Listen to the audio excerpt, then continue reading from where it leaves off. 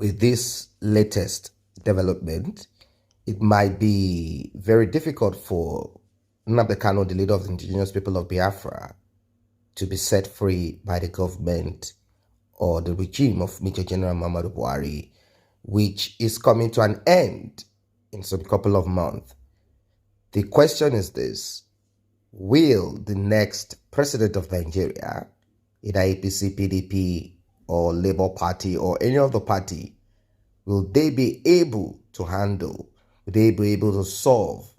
Will they want the challenges of secession? Nigeria has expired, but unfortunately, there are people who want Nigeria to remain as one. Whenever you vote, you are simply reuniting. You are simply telling the world that Nigeria is still one country. Something happened at Isiama Afaruku, area of Umaya State, Abia State, the home of the leader of the indigenous people of Biafra, IPOB, Nnamdi Kanu, on Saturday, following a reported sporadic shooting at his home. Nnamdi Kanu's younger brother, confirmed this.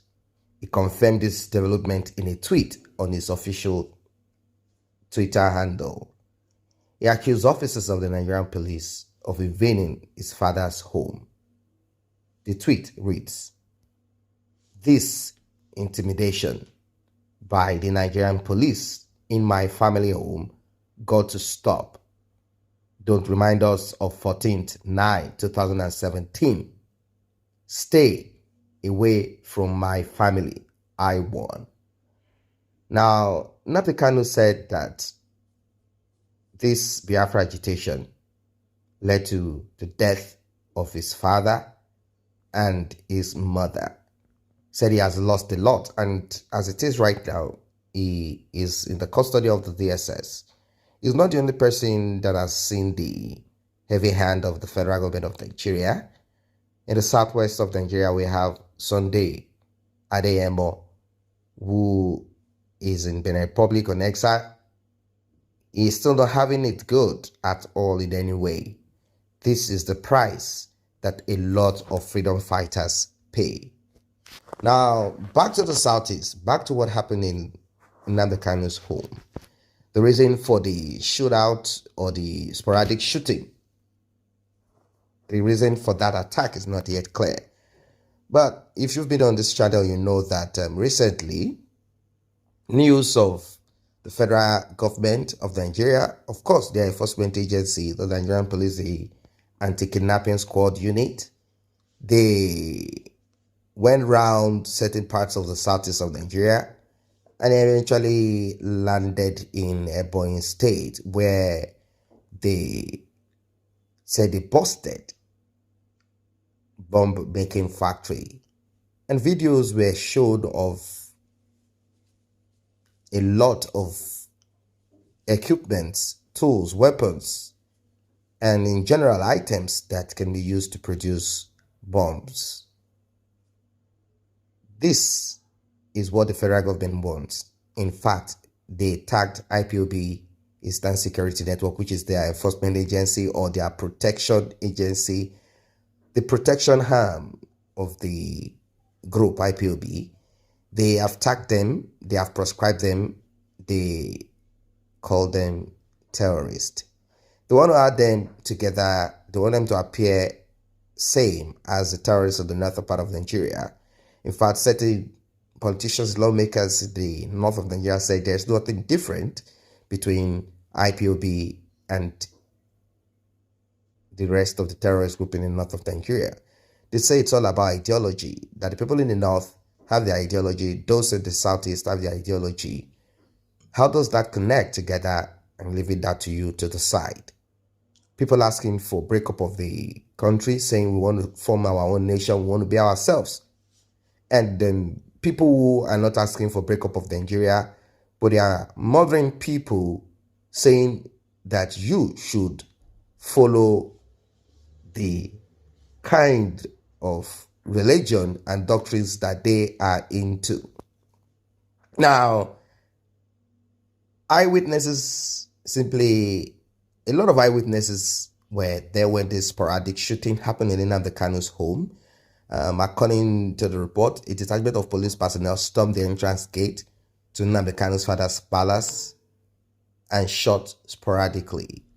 Did this happen because of the bomb, or is there intel? Are there certain info that has been given to the Nigerian police, or they simply did that so as to still reconnect terrorism, reconnect violence, reconnect every of these things to Nnamdi Kanu? Eyewitness simply identified as Michael told Vanguard that the police personnel who drove in an Hilux came from the gate of the Commissioner of Police in the neighborhood, and they did what they did. Now, we know that 2023 is just fast approaching, and certain groups of the indigenous people of Biafra, because right now we have a man in Finland called Simon Ekpa, who they said is giving out order. He has decided to wear the shoes that Nnamdi Kanu wore, but they said that he's harsh. There are a lot of people who are more in for the man who started it, Nnamdi Kanu. And there are people who believe that Simon Ekpa is doing what God asked him to do. He said it himself. He said he's doing the work of God. How true is this? They said a lot of people have died as a result of their enforcement.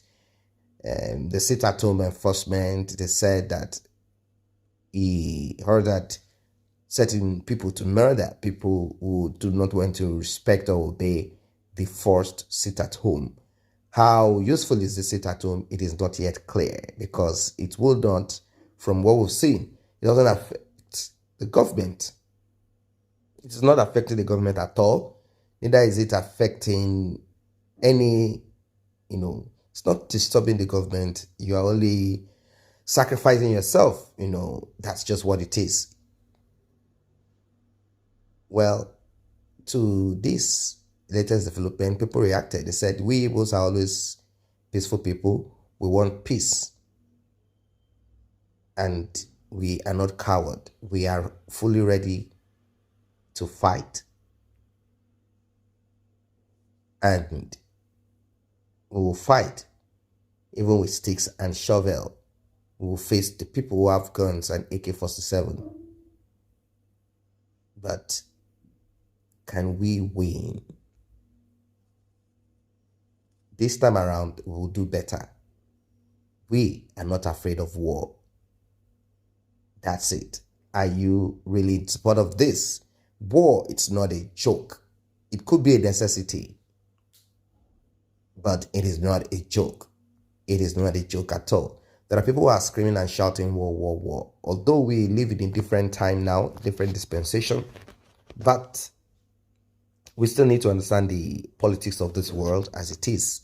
Weapons are not gotten easily, and when you face a country that has been established, that has their weapon already, and do not forget that right now the North presently has huge custody of weapons, and if push comes to shove, there is a lot of terrible things will happen. That's just the point here that I'm trying to make.